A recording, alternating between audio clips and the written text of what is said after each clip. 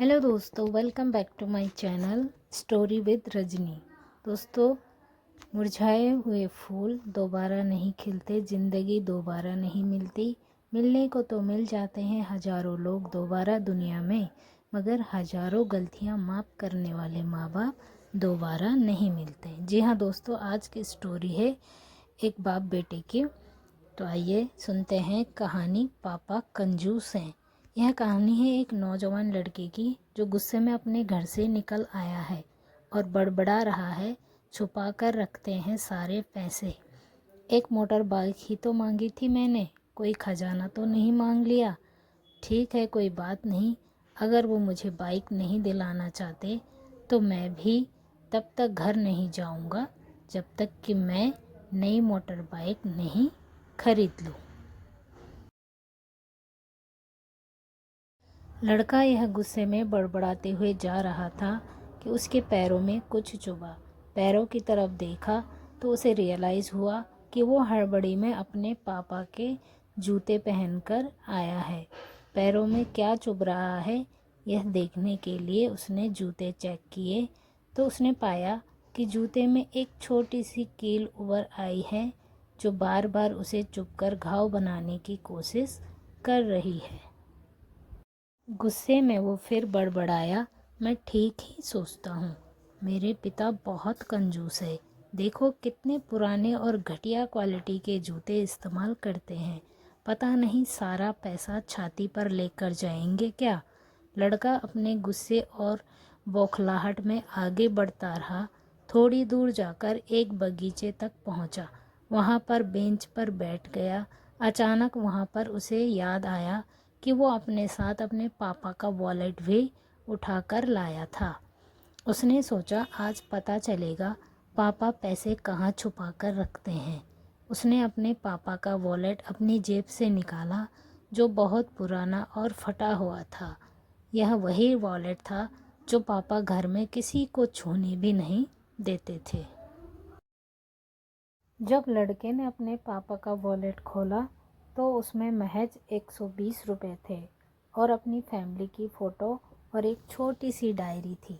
Diary को देखकर लड़के ने सोचा, अच्छा तो इसमें छुपा कर रखे हैं सारे राज। इसी में लिखा होगा किसे कितने पैसे लेने हैं या किसको कितने पैसे दिए हैं।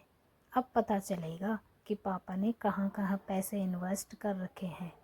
ऐसा सोच के लड़के ने जब एक उस छोटी सी डायरी का पहला पन्ना खोला तो उसमें लिखा था 40,000 बेटे की पढ़ाई के लिए उधार। लड़का यह देखकर शॉक हो गया। उसने फिर दूसरा पन्ना खोला जिसमें लिखा था 50,000 उधार नया लैपटॉप बेटे के लिए। पिछले दिन की तारीख वाले पन्ने पर लिखा था 50,000 बेटे की बाइक के लिए। इस पन्ने को पढ़ते हुए पिछले दिन की तारीख वाले पन्ने पर लिखा था 50,000 बेटे की बाइक के लिए। इस पन्ने को पढ़ते ही बेटे को लगने लगा कि वो इस दुनिया का सबसे खराब बेटा है। लड़के ने जब डायरी का आखिरी पन्ना खोला तो उसमें लिखा था अच्छे जूते खरीदने हैं। हालांकि यह लाइन बेटे को समझ में नहीं आई, लेकिन वह अब जल्द से जल्द अपने बाप को मिलना चाहता था। इसलिए वह बेंच से उठा और अपने घर की ओर तेज़ी से चलने लगा। बगीचे से थोड़ा आगे रास्ते में पानी गिरा हुआ था जिस पर चलने के बाद लड़के को अपने पैरों में ठंडक महसूस हुई। उसने अपने पैरों से जूते उतार कर देखे तो दोनों जूते नीचे तल से फटे हुए थे जिनसे पानी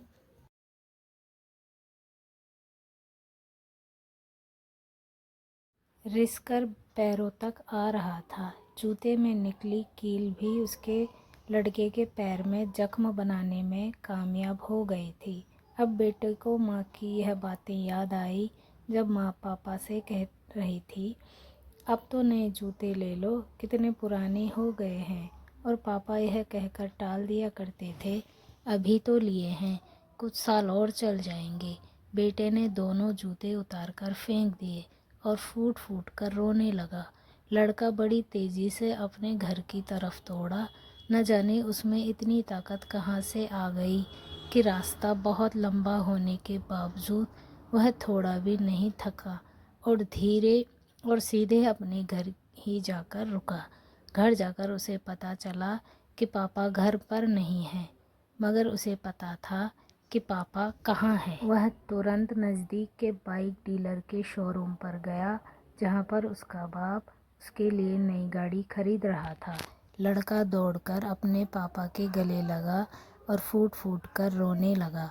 जब पिता ने लड़के से पूछा कि क्या हुआ, तो लड़के ने अपने पिता से माफ़ी मांगी और कहा कि मुझे बाइक नहीं चाहिए, इन पैसों से आप अपने लिए नए जूते खरीद लीजिए और आगे से मैं कोई भी चीज़ खुद के कमाए पैसे से ही लूँगा। मैं बड़ी मेहनत करूँगा और आपका कर्जा भी चुका दूँगा। यह सब सुनकर पिता की आंखों में भी आंसू आ गए खुशी के। और फिर बाप बेटे दोनों ने मिलकर बहुत मेहनत की और सबका उधार चुका दिया। और ऐसे ही मेहनत करके बेटे ने अपनी और अपने घर वालों के सारे सपने सच कर दिए और अपना जीवन हंसी खुशी से जीने लगे। तो दोस्तों, बड़े खुशनसीब होते हैं वो लोग जिनके माँ बाप होते हैं, लेकिन अक्सर हम माँ बाप की मजबूरियाँ नहीं समझा करते। आशा करती हूँ कि यह कहानी जानने के बाद आप लोग माँ बाप द्वारा इनकार की गई बातों को गहराई से समझने की कोशिश करेंगे। धन्यवाद।